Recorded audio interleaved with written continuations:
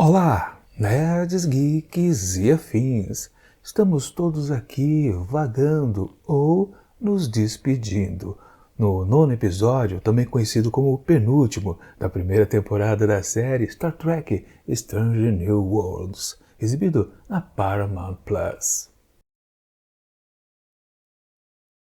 Pois bem, pessoal, chegamos então ao ritmo de saideira quase, né? Pois é, só falta mais um episódio para acabar essa primeira temporada desta série que, dizem que aí sim tomou o ritmo que era a antiga Star Trek, né? Dos tempos de Era de Ouro, Era de Prata, porque essa Era de Latão sempre mereceu sim voltar ao que era antes. Strange New Worlds, né? Começou bem, né? Realmente apontava que, caramba, aprenderam a escrever bons roteiros de ficção científica. Bom, na verdade a gente percebeu que ali já no finalzinho da primeira metade, no quinto episódio para frente, as coisas começaram a desandar. Bom, optaram então aqui para meio que encerrar a primeira temporada em grande estilo para um bom episódio de terror. Pois é, bastante suspense, aquela coisa bem manjada, na verdade, né? É o tipo de episódio que, no fundo, você sabe, alguns vão morrer, outros ficarão vivos. Geralmente, né? Morrem os camisetas vermelhas e ficam vivos os oficiais mais graduados, né? Pô, aqui meio que mesclou tudo, na verdade, né? Todo mundo morreu, pra falar a verdade. Mas não adiantou. No fundo, a pegada desse tipo de episódio continuou a mesma. E pior, né? Se ele começou num clima interessante, com um certo suspense, você fica ligado nas ações que estão acontecendo, depois ele descamba por uma coisa muito esquisita, para falar a verdade. É um episódio que ele vai perdendo o pique, principalmente quando ele começa a trabalhar um pouco mais a questão dos vilões, os Gorns, que, caramba, estão começando a ficar muito diferente do que a gente conhecia lá da futura série, que na verdade era antiga, Star Trek original, lá do tempo de Kirk. Sempre lembrando que o Kirk enfrentou um Gorn, né, naquele famoso episódio Arena, né?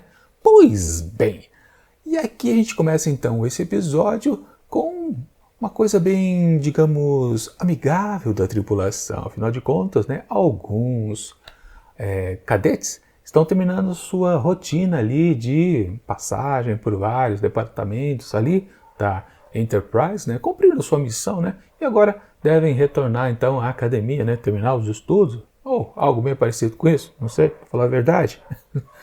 Eu nunca vi em outras séries comentar que o cadete ficava uma temporada, fazia tipo residência, né, que nem médico tem que fazer quando vai terminando o seu curso, né. Eu não sabia que cadete também era por aí, mas enfim, é o que toca aqui no barco dessa vez, e o Uhura é uma das cadetes ali que está querendo, né, voltar para a Terra e meio que acabar com a sua missão, né, na frota, não sabe se vai seguir carreira com isso, aquela dúvida que ela já tinha em episódios anteriores, ou seja, nem novidade não era, para falar a verdade. Mas, enfim, né, tivemos também a presença de uma outra cadete ali, né, e também um alferes que foi promovido a tenente. Bacana, né, uma situação interessante, mas logo começou então a proposta de uma ação mais perigosa lá naquele planetinho inóspito. Você já sabe, né? Com certeza aquele tenente ali recém-promovido vai bater as canelas, né? Eu não pensava que a outra cadete, né, lá de uniforme azul, né, de ciências, também morreria, mas ok, coisa típica. Claro que o Uhura não, porque a gente sabe que ela está viva daqui a 10 anos. Né? É uma coisa que o Pike, né? Aliás, né? Temos vários personagens aqui dentro da nave que a gente já sabe que vai ficar vivo, né? E quem acabou morrendo é o único que não estava no elenco anteriormente, né? Sim, o Hammer. Pois é, a grande surpresa aqui desse episódio é o Andoriano ali morrer. Eu não sabia, não cheguei perto de nenhum spoiler. Quem topou, realmente, logo percebeu que o episódio não tem mais nada a oferecer, porque, claro, se você vem aqui sem saber dessa informação, você até curte, você até fica um pouquinho emocionado, talvez, ao final, se bem que é bem difícil, porque a gente não teve muita conexão com esse personagem. Sempre lembrando, ele ficou 3 episódios sem aparecer, mas nem em fundo de cena. Na verdade 4, porque quando ele deu as caras pela primeira vez aqui nessa temporada, foi no finalzinho do primeiro episódio, quando ele foi teletransportado para dentro da nave. Ou seja, efetivamente ele também não participou, né? Só foi uma aparição assim, sem falas. Ou seja, 4 episódios de 9 que ele pôde participar, ele não estava presente. E quando sim ele estava atuando, fazendo alguma coisa, né, como engenheiro da nave, ele estava servindo de escada para o Uhura. Na sua primeira aparição, quem ele teve contato, ou talvez o contrário, né, quem o Uhura teve o primeiro contato dos oficiais superiores foi justamente o Hammer. E, claro, eles construíram uma certa amizade. Está tudo, claro, coerente com o finalzinho aqui, embora com exageros. Mas aquela coisa, tá, a gente perde esse personagem, mas a gente não se conectou muito com ele não, para falar a verdade, porque a sua história, ela nunca foi colocada na mesa. Se a gente mal viu a do M'Benga, que dirá então do Hammer? A gente não soube nada a respeito dele. A gente não teve um episódio focado nele. O episódio focado nele foi o que a gente se livrou dele. Ou eles se livraram dele, né? Para nossa surpresa. E eu confesso para vocês que é o único personagem aqui de todo o elenco que eu tinha interesse, pois é o único alienígena, a única que podia colocar, a única pessoa, né, que podia colocar algo de diferente, porque todos os outros personagens, basicamente, a gente já conhecia de outras jornadas, literalmente. Mas o Hammer não, caramba, é um personagem interessante, uma característica boa de também desenvolver alguma linha narrativa que também deixa ele completamente com uma pegada outra dos outros personagens, que é o fato dele ser cego, né? Isso é uma característica lá do seu povo, lá dos Andorianos um pouco mais reclusos, né? Que são os Andorianos albinos.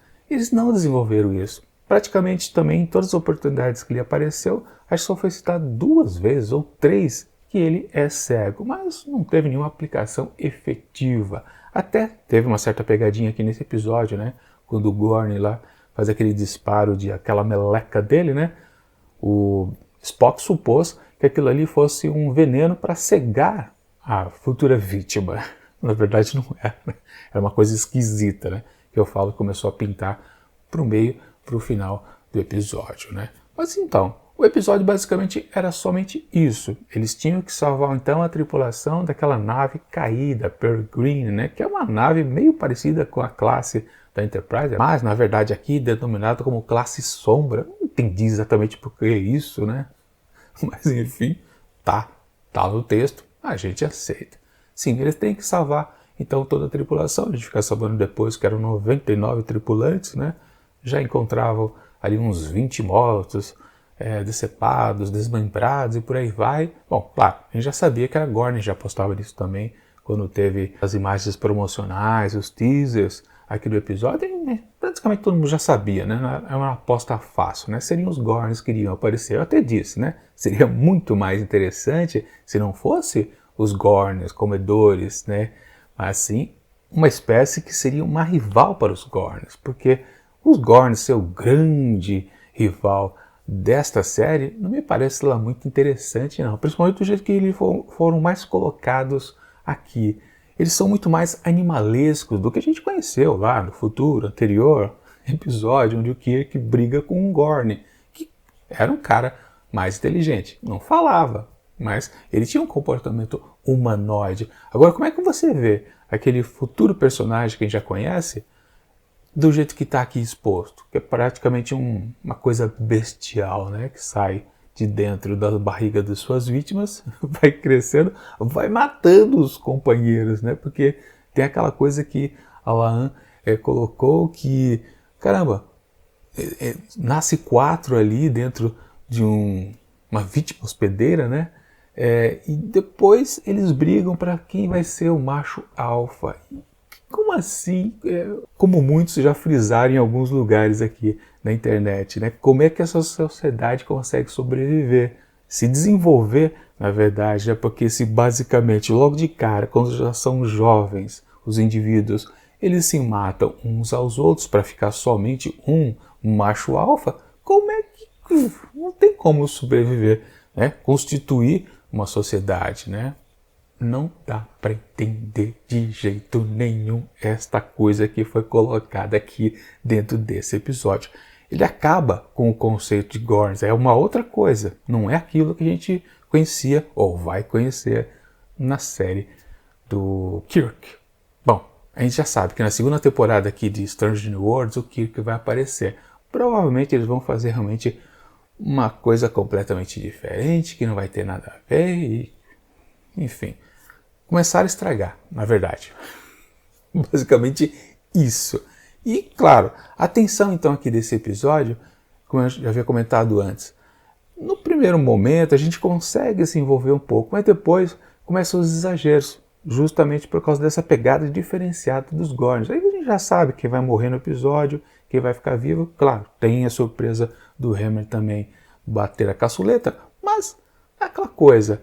Você pode até ficar um pouquinho impressionado, ficar um pouco emotivo com o jeito que ele morre, mas também é aquela coisa de texto forçando a barra, porque a gente não tem conexão com o personagem. Eles nunca construíram algo que a gente fala, caramba, não vai dar certo a gente viver sem esse personagem para o restante da série.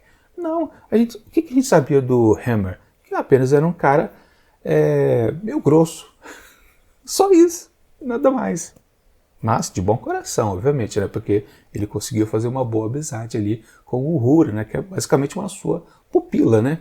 Então a gente não conseguiu construir uma relação com ele, né? Uma identificação com o personagem de êxito que ele fez, né? Nas missões anteriores. Justamente porque ele participou de poucos episódios. Se em todos os episódios ele estivesse presente e alguma coisa marcante relacionada à engenharia ou coisa similar ele tivesse participado, a gente sempre teria mais, né, contato com ele. Mas realmente o que mais faltou foi uma história pessoal dele, que não teve.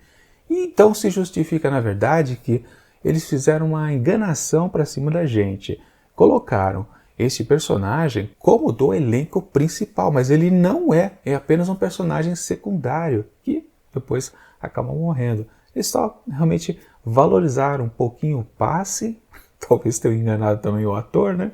Enfim, só pra gente pensar que ele não poderia, por exemplo, morrer. É aquela coisa, né? Outro personagem que estava ali também presente é o irmão do Kirk, né? O Samuel Kirk, que a gente sabe que morre lá na outra série, né? Enfim, mas ele também apareceu aqui e acolá, apareceu quase tanto da mesma maneira que o Hammer, em termos de quantidade. Aliás, nesse episódio, né, foi onde ele mais falou também, o Samuel. Mas, bom, e tirando isso, as esquisitices, né? O Pike também a gente pode considerar que ele tá naquelas que não aparentava ser no começo da série um capitão inferiorizado. Mas hoje em dia é fácil a gente perceber que ele não tem destaque nenhum na sua própria série. Quer dizer, não dá para dizer que é a sua própria série? Não, dá para dizer sim que essa série aqui é a série do Pike, porque foi o que a gente falava quando a gente dizia, vamos fazer uma série baseada no personagem do Pike e da número 1, a gente sempre falava, se referia a essa futura série como a série do Pike. Sim, o tempo todo. A gente sempre considerou que ele pudesse ser um protagonista. É claro que não, né? Quanto mais vão passando os episódios, mais a gente percebe que ele é quase um coadjuvante ali no meio de todo o elenco principal. A única coisa que ele se destaca é que em vários momentos, em vários episódios, ele chega com a solução final, mas ele não tem uma presença marcante como todos os capitães anteriores tiveram. Eles são mais participativos de tudo e é fácil perceber como em vários momentos uma fala aqui e acolá onde você pensa, assim que as falas são ditas, né? Os diálogos. Você fala, caramba, essa fala que saiu da boca desse personagem, na verdade, deveria ter saído da boca do capitão. Isso acontece muito em relação a número 1, em relação a La'an, em relação a Uhura e tantas outras mulheres aqui presentes neste elenco. Pois é, sim. E de novo esse episódio aqui estava muito centrado nas figuras femininas, sempre, né?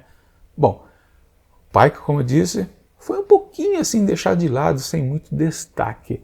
O Spock foi a coisa um pouquinho esquisita também, né? Ele teve aquele comportamento assim mais solto, né? De liberar suas emoções. Isso, claro, é um preparo para o episódio final, com certeza aqui, da temporada, ou coisa que a gente vai ver na segunda, né? Mas é aquela coisa mais para aproximar ele da Chapel mais uma vez.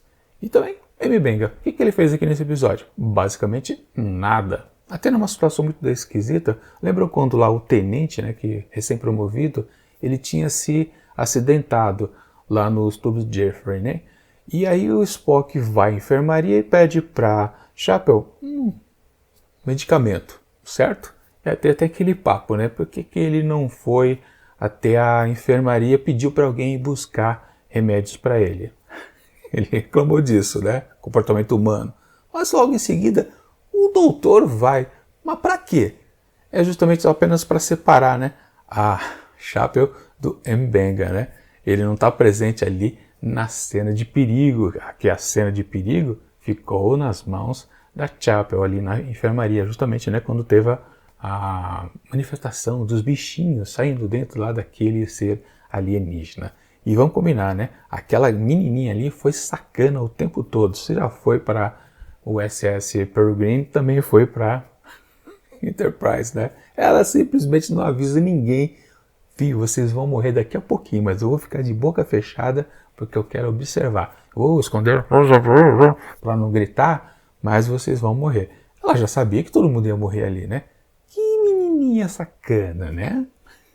Enfim. Assim, só para não dizer que M'Benga não fez nada, tiveram aquela coisa de, né, ele confundir justamente a menininha com sua própria filha, né? Quando lá a La'an, né? Ia dizer o Samuel Kirk, não, foi a La'an, né? Veio peitar a menininha, né? Você está infectada com os Gorns aí dentro de vocês? E por sua vez, M'Benga a defendeu, misturou uma coisa com a outra, né? E basicamente é só para não dizer que todo o arco narrativo dele, que foi definitivamente encerrado no episódio passado, ainda pode permanecer, mas só permanecer nessa base mesmo, dele fazer confusão, né? Porque agora M'Benga não tem mais a utilidade dentro dessa série. E como também, né, voltando ao assunto, né, foi retirado mais uma persona masculina, só sobraram agora duas, ou três, né? Pike, Spock e M'Benga. Mas você pode dizer, não. Agora a coisa até ficou equilibrada, né? Porque, na verdade, a La'an também foi embora do show, aparentemente, né? Porque ela pediu licença para ir cuidar justamente do paradeiro dos familiares, justamente daquela garotinha, que basicamente está vivendo o que ela passou quando ela também era jovenzinha, ou seja, sofrer na mão dos Gorns. Também não entendi por que ela pede licença, porque fica duas pontas bem abertas, né, para encerrar a temporada ou para ficar para o começo da segunda temporada, né, que é justamente o fato de a La'an pedir uma licença para cuidar da garotinha e o Spock que está começando a ficar raivoso. Uma das duas coisas acho que vai ser resolvida no próximo episódio. As duas com certeza não dá. E também a gente pode considerar uma coisa, né, pode ser que essas duas posições dela sair, ficar ausente durante 1 ou 2 episódios ou para a próxima temporada justifica a entrada de novos personagens. Por quê? Alguém vai ter que substituir o Hammer. Será que o Scotty vai aparecer aqui já? Espero que não. Que venha outro engenheiro, não ele. E também deve vir outra chefe de segurança. E bom, a gente já sabe que La'an vai participar, vai contracenar com Kirk na segunda temporada, porque a gente já viu fotos a respeito disso.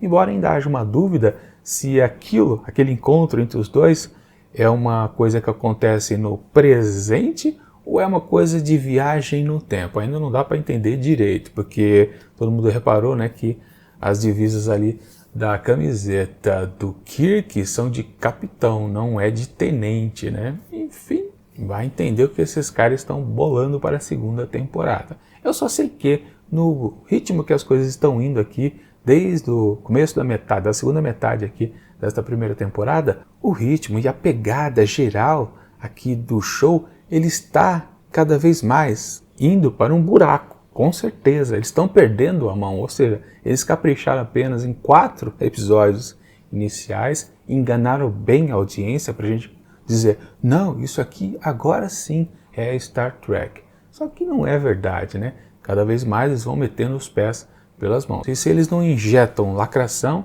eles fazem episódios com um roteiro meio torto, né? Que não se justifica. Toda aquela coisa que eu falei aqui nesse episódio a respeito dos Gorns já não está batendo com o que é no futuro. Estão quebrando um pouco do canon, com certeza. Assim, né? E para criticar também especificamente esse episódio, né? Foi uma bela imitação de Alien, o oitavo passageiro, e também um pouquinho de Predador, né? Aquelas visões térmicas ali, né? Uma salada para lá e para cá. Ou seja, de originalidade, esse episódio não teve nada. A única surpresinha, a única coisa que, foi diferente, foi justamente a morte do Hammer. Mas só para quem teve a sorte de não esbarrar no spoiler. Quem já sabia que ele ia morrer, percebeu facilmente que esse episódio aqui é muito do fraquinho, ele não se sustenta, né? Ele começa bem, mas depois degringola completamente e vai ficando cada vez mais fraco até o final. Aliás, falando especificamente do final, o final me lembrou muito, mas muito mesmo, Star Trek Discovery. Aquela choradeira ali no velório do Hammer e dos outros dois tripulantes que morreram, doeu bastante, principalmente por uma coisa até meio inconsistente. Quem começa a falar, né, começa a fazer uma homenagem ao Hammer, primeiro é a Ortegas, que fala: nunca conheci um engenheiro tão bom quanto ele. Caramba, os dois trocaram falas durante os episódios anteriores? Que eu me lembre, não. Ou seja, é uma fala um pouco furada. Na verdade, o que ela diz devia sair da boca da Uhura, que depois, né, toma também as dores e também fala alguma coisa. E que eu digo que isso remete muito a Discovery, porque quando tem momentos de despedida de personagem, é todo o elenco falando alguma coisa. Não é um dizendo algo de impacto que serve como uma coisa de conjunto, mas não, todo mundo tem que falar alguma coisita, todo mundo tem que aparecer sofrendo. E aqui eu pensei que ia acontecer a mesma coisa, ainda bem que ficou só nas duas, mas eu achei que depois ia aparecer mais uma terceira pessoa, uma quarta também se lamentando. Mas a Ortegas falar tudo aquilo que ela falou não tinha lá muito cabimento, porque simplesmente, realmente, eu não me lembro dos dois terem falado, conversado alguma coisa. Ou seja, forçar a barra, né?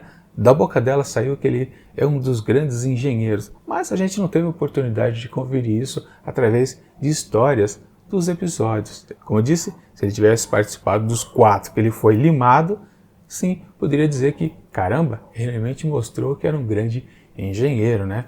Aquele cara que soluciona as coisas, que conserta as coisas, né, quebradas, como ele se autodefiniu, né?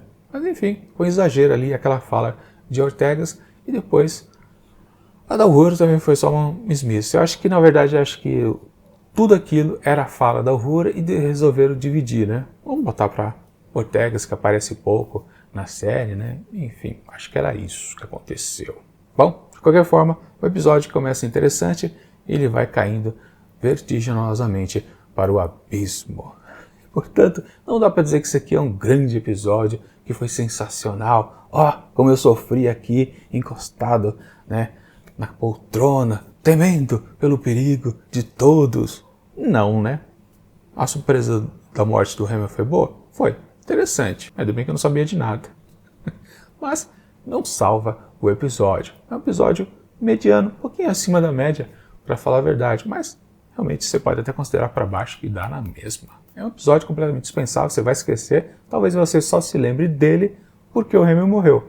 Não porque teve aventura contra os Gorns. Basicamente isso. Enfim, para esse 9º episódio, penúltimo da primeira temporada de Stranger New Worlds, eu atribuo apenas 3 asteriscos. E tá de bom tamanho, como eu sempre digo. É isso.